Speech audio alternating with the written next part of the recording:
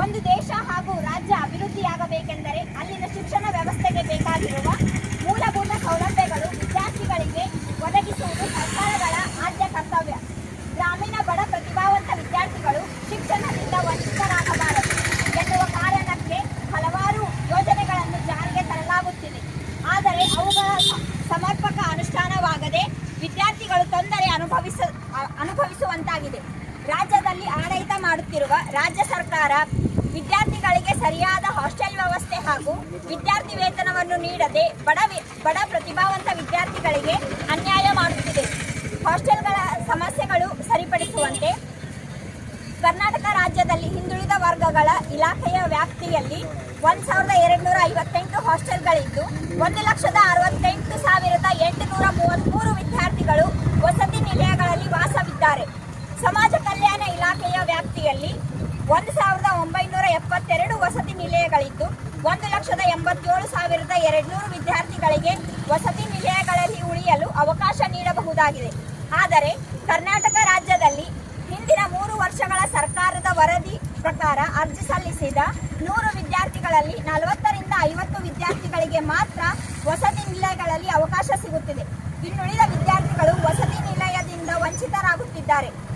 ಸರ್ಕಾರ ವಸತಿ ನಿಲಯಗಳಿಗೆ ಅರ್ಜಿ ಸಲ್ಲಿಸಿದ ವಿದ್ಯಾರ್ಥಿಗಳ ಸಂಖ್ಯೆಗೆ ಅನುಗುಣವಾಗಿ ಆಯಾ ಜಿಲ್ಲೆಗಳಿಗೆ ಹೊಸ ವಸತಿ ನಿಲಯಗಳನ್ನು ಘೋಷಣೆ ಮಾಡಬೇಕೆಂದು ಅಖಿಲ ಭಾರತೀಯ ವಿದ್ಯಾರ್ಥಿ ಪರಿಷತ್ ರಾಜ್ಯ ಸರ್ಕಾರಕ್ಕೆ ಆಗ್ರಹಿಸುತ್ತದೆ. ರಾಜ್ಯದಲ್ಲಿ ಕಳೆದ 4 ತಿಂಗಳುಗಳಿಂದ ವಿದ್ಯಾರ್ಥಿಗಳಿಗೆ ವಸತಿ ನಿಲಯಗಳಲ್ಲಿ ನೀಡುತ್ತಿದ್ದ ಕಿಟ್ಗಳು ತಲುಪುತ್ತಿಲ್ಲ. 40 ರಿಂದ 50 ವಿದ್ಯಾರ್ಥಿಗಳಿಗೆ ಸೇರಿ 2-3 ಶೌಚಾಲಯಗಳು ಇವೆ. 100 ವಿದ್ಯಾರ್ಥಿಗಳು ಇರಬೇಕಾದ ವಸತಿ ನಿಲಯಗಳಲ್ಲಿ 140 ರಿಂದ 150 ವಿದ್ಯಾರ್ಥಿಗಳನ್ನು ಇರಿಸುವಂತಾಗಿದೆ. ಪ್ರತಿ ತಿಂಗಳು ಊಟದ ವೆಚ್ಚಕ್ಕೆ ಪ್ರತಿ ವಿದ್ಯಾರ್ಥಿಗೆ 1,850 ರೂಪಾಯಿ ಮಾತ್ರ ನೀಡಲಾಗುತ್ತಿದೆ. ಈ ಹಣದಲ್ಲಿ ಡಯಟ್ ಚಾರ್ಟ್ ನಲ್ಲಿ ಇರುವಂತೆ ಸರಿಯಾಗಿ ಆಹಾರವನ್ನು ಕೊಡುವುದಕ್ಕೆ ಆಗುವುದಿಲ್ಲ. ಕಾರಣ ಸರ್ಕಾರ ಈ ಹಣವನ್ನು ಹೆಚ್ಚಳ ಮಾಡಬೇಕು. ಈ ರೀತಿ ಹಲವಾರು ಸಮಸ್ಯೆಗಳು ರಾಜ್ಯದ ವಸತಿ ನಿಲಯಗಳಲ್ಲಿದ್ದು ರಾಜ್ಯ ಸರ್ಕಾರ ತಕ್ಷಣವೇ ಹಾಸ್ಟೆಲ್ಗಳ ಮೂಲಭೂತ ಸೌಲಭ್ಯಕ್ಕೆ ವಿಶೇಷ ಅನುದಾನವನ್ನು ನೀಡಿ ಸುವ್ಯವಸ್ಥಿತ ಹಾಸ್ಟೆಲ್ಗಳನ್ನು ನಿರ್ಮಾಣ ಮಾಡಬೇಕೆಂದು ಎಬಿವಿಪಿ ಆಗ್ರಹಿಸುತ್ತದೆ. ವಿದ್ಯಾರ್ಥಿ ವೇತನ ಬಿಡುಗಡೆ ಮಾಡಿ. ಲಕ್ಷಾಂತರ ಬಡ ವಿದ್ಯಾರ್ಥಿಗಳು ವಿದ್ಯಾರ್ಥಿ ವೇತನವನ್ನು ನಂಬಿ ಶಿಕ್ಷಣವನ್ನು ಪಡೆಯುತ್ತಿದ್ದಾರೆ.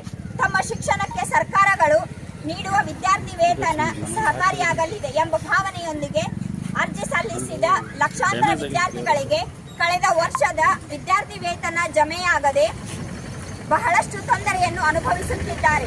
ಕಾರ್ಮಿಕ ಮಕ್ಕಳ ವಿದ್ಯಾರ್ಥಿ ವೇತನವನ್ನು ಕಡಿಮೆಗೊಳಿಸುವುದು, ವಿದ್ಯಾರ್ಥಿ ವೇತನ ಸರಿಯಾಗಿ ಜಮೆಯಾಗದೆ ಇರುವುದು, ರೈತ ವಿದ್ಯಾನಿಧಿ ರದ್ದುಗೊಳಿಸಿರುವುದು ಹಾಗೂ ಇನ್ನುಳಿದ ವಿದ್ಯಾರ್ಥಿ ವೇತನವು ಸರಿಯಾಗಿ ವಿದ್ಯಾರ್ಥಿಗಳಿಗೆ ಜಮೆ ಮಾಡದೆ ವಿದ್ಯಾರ್ಥಿ ವಿರೋಧಿ ನೀತಿಯನ್ನು ಅನುಸರಿಸುತ್ತಿರುವ ರಾಜ್ಯದ ಮುಖ್ಯಮಂತ್ರಿಗಳು ಹಾಗೂ ಸಂಬಂಧಿಸಿದ ಸಚಿವರು ತಕ್ಷಣವೇ ವಿದ್ಯಾರ್ಥಿ ವೇತನವನ್ನು ವಿದ್ಯಾರ್ಥಿಗಳ ಖಾತೆಗೆ ಜಮೆ ಮಾಡುವ ನಿಟ್ಟಿನಲ್ಲಿ ಕ್ರಮ ಕೈಗೊಳ್ಳಬೇಕೆಂದು ವಿದ್ಯಾರ್ಥಿ ಪರಿಷತ್ ಆಗ್ರಹಿಸುತ್ತದೆ. ಅಖಿಲ ಭಾರತೀಯ ವಿದ್ಯಾರ್ಥಿ ಪರಿಷತ್ ಗುಳೇಗುಡ್ ಪ್ರಮುಖ ಬೇಡಿಕೆಗಳು: ಹಾಸ್ಟೆಲ್ಗಳಿಗೆ ಅರ್ಜಿ ಸಲ್ಲಿಸಿದ ವಿದ್ಯಾರ್ಥಿಗಳ ಆಯ್ಕೆ ಪ್ರಕ್ರಿಯೆಯನ್ನು ಕೂಡಲೇ ಪೂರ್ಣಗೊಳಿಸಿ ಹಾಸ್ಟೆಲ್ಗಳಿಗೆ ಪ್ರವೇಶಾತಿ ನೀಡಬೇಕು. ವಸತಿ ನಿಲಯಗಳ ವಿದ್ಯಾರ್ಥಿಗಳಿಗೆ ಸರ್ಕಾರದಿಂದ ನೀಡುವ ಕಿಟ್ಗಳನ್ನು ತಕ್ಷಣವೇ ಎಲ್ಲ ವಿದ್ಯಾರ್ಥಿಗಳಿಗೆ ನೀಡಬೇಕು.